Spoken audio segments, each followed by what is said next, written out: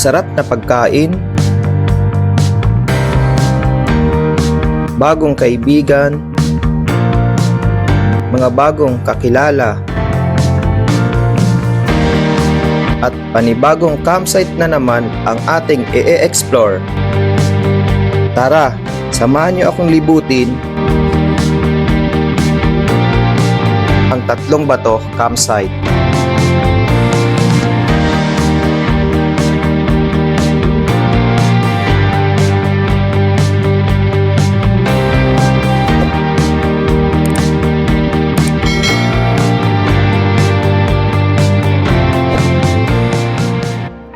Good morning mga papi!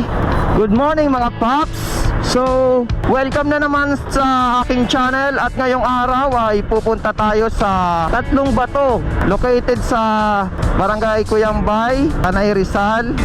Doon tayo ngayon magka-camping mga papi. At dahil nga Sabado ngayon, walang masyadong gawain, ay naisipan nating mag-camping. Siyempre kasama natin dyan ang aking buddy na si Chupapi Pops Moto Chill. Yan, at kasama rin natin ang isa nating kaibigan na si Papi John Tick Ontik.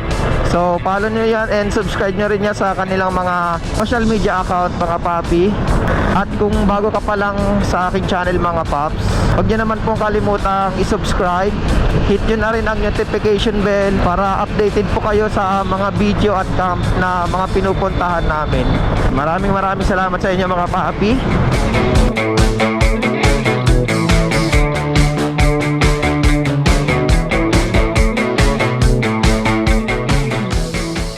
So dito na kami ngayon sa Baras to, Baras? Ha? Veterans Public Market, Kanlupang. So mamimili muna kami ng mga kailangan namin like isda, karne, bigas.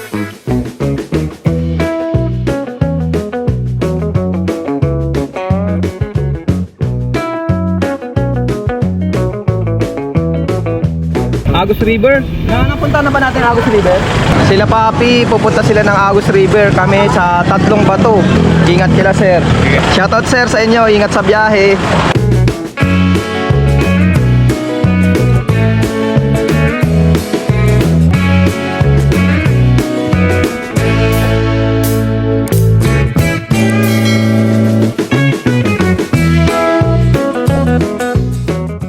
Yun, so mga paps, dito yung papasok papuntang Tatlong Bato campsite. So kung makikita nyo itong papasok dito magmula dun sa Manukan, may papasok dito at dito tayo bababa.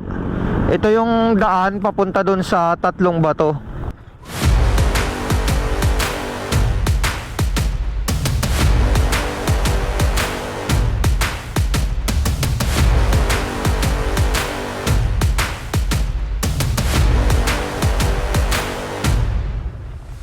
Yun, so far okay naman mga papi yung daanan, matigas naman siya.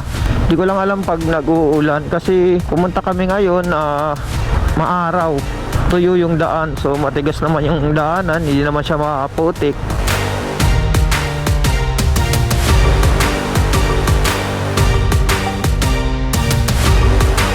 So dito mga papi, dalawang daan to eh. So dito pakaliwa, dito ay padiretso. So diretso lang to mga papi.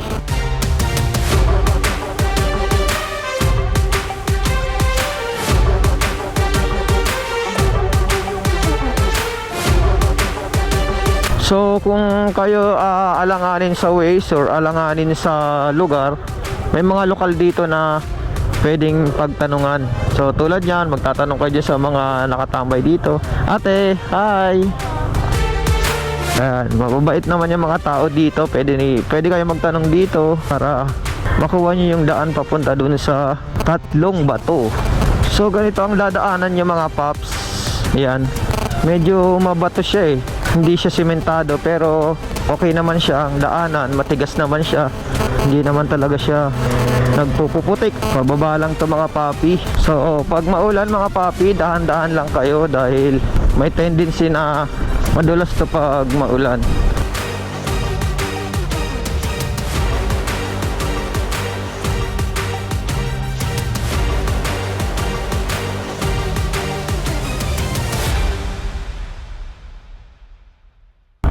Naisan po yung 3 bato campsite. Diyan. Salamat po. So mga paps, pag pupunta kayo dito sa 3 bato, dito kayo magpa-park sa bahay na to. Iiwan yung motor dito, tapos lalakarin pupunta doon. So ang palatandaan, ito pag nakita niyo itong mga bahay na to, ito pa kaliwa, ito pa ganyan, wag na kayo lalagpas. Dito na yon sa bahay na to. Iiwan yung motor para di kayo maligaw. Tandaan nyo na lang to mga papi. Yan, pag nakita nyo na tong signage nila, ito, wag na kayong lalagpas dito sa bahay na to, kasi dito na yung parkingan papunta sa 3 bato. So pasok natin yung motor. Yan, may bayad naman yung parking dito mga papi. Mga papi, kanina sabi ko marami kaming dala at magpapatulong kami. So sa mga magbibit-bit dito ng mga bagahe, meron naman kayong makukuha dito. Si kuya, tutulong sa amin yan magbuhat ng mga gamit namin. Pero mga papi, meron ditong bayad kay kuya pag tulungan kayo magbuhat. Kasi tulad namin, hindi namin to kaya. Gawa ng maglalakad pa nga kami ng 10 minutes daw, sabi ni kuya yung lalakaran namin. So naisip namin na magpatulong na lang. So tara, let's go. Tulungan tayo ni kuya. So ayan mga papi, pupunta na kami dun sa 3 bato. So ayan, nagpabuhat na lang kami kasi hindi namin talaga kaya. So kung mga gustong pumunta, pwede kayong magpabuhat kila kuya o sa mga lokal dito. Mababait naman yung mga dito. Let's go! All sing your high line with the roller coaster of life. It's time to all choose your timeline on the roller coaster of life. So ito, may makikita kayo ditong signage this way. Tapos ito, 3 bato. Yan sa kabilang campsite yan ha. Kung pupunta kayo sa 3 bato, may makikita kayo ditong signage. Ayan mga paps, nakalagay dyan 3 bato. So susundan nyo yan. Yan, dito tayo. Please, God forbid you scrape your knees, and it's nothing to sneeze at. Oh, I've told you over and over. So mga paps, medyo nagka-problema kami kasi yung kasama namin naiwan. So aantayin namin, bali tatansyahin na lang natin yung minuto na ibabawas natin. Kasi kailangan accurate. So 12:38 tayo nagantay. Antayin natin sila. Balikan namin kayo guys. Let's go! Tuloy-tuloy pa rin kami sa aming paglalakad. Saya! Sabi nila mga papi, pagdating daw ng madaling araw dito, sobrang lamig. Kaya nagdala tayo ng jacket. Halakarin natin. So malapit na daw tayo mga paps. Kuya, yan na ba yun? Ay, so wakas!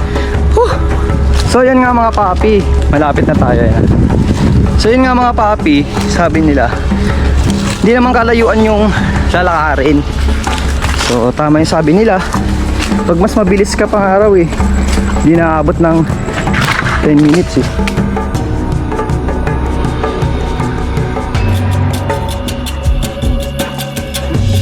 So dadaanan natin dito, kahoy. Ayan yung swimming pool nila, may naliligo na agad. Ayan.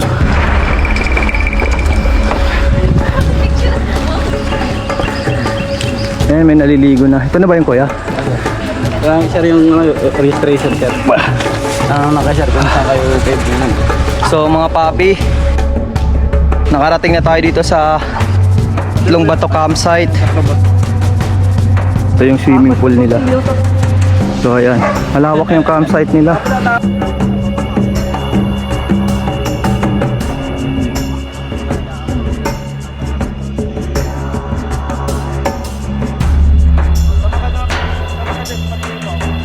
Dito.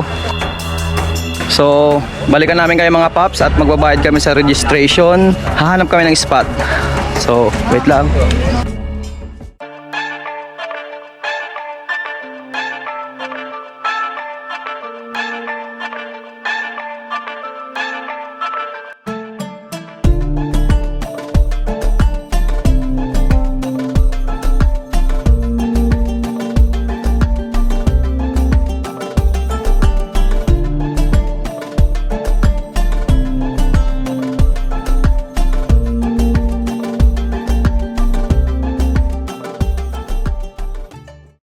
So ayun na mga paps, nakatayo na kami ng tent. So, nakasetup na kami. So ito ang aking tent.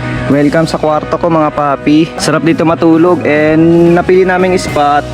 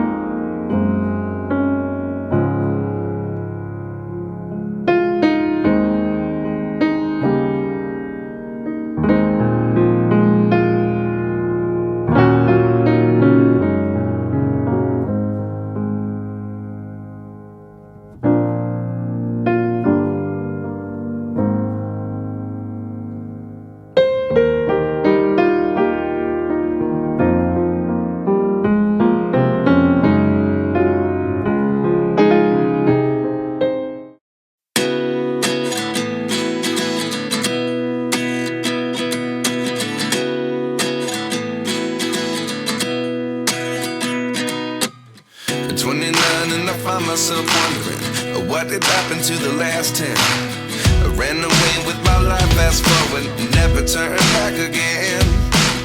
It's kind of funny that the more we pass time, the more we need to set the rewind. And 19 was the year I had to leave you, but now I'm seeing all the signs. Is this really happening? I can't believe it's true. I'm just as surprised as you. Is this really happening? I can't be too sure, but one day I'll be yours again.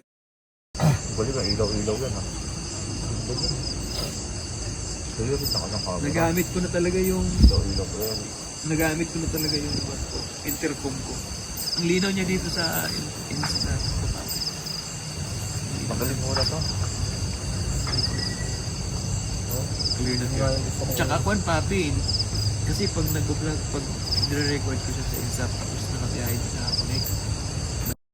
So bago ako matulog mga paps, konting recap lang sa mga tent na tinayo namin dito. So ito yung loob ng tent ko mga papi.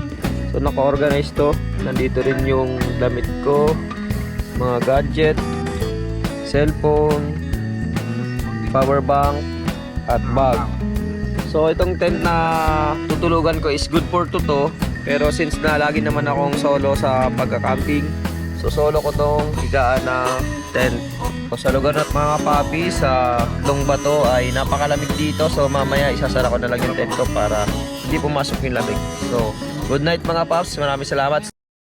Yon, good morning mga paps. So ngayon ay umaga na dito sa Tatlong Bato. So kahapon dumating kami, nag-overnight kami, and ngayon ay magandang umaga sa lahat ng nanonood sa aking YouTube at Facebook. Ngayon ay mag-aalmusal kami at magkakape kami, at mamaya ay ililibot namin kayo dito sa Tatlong Bato. So makikita nyo sa harapan ko mga paps, mayroong swimming pool at nandun yung Tatlong Bato.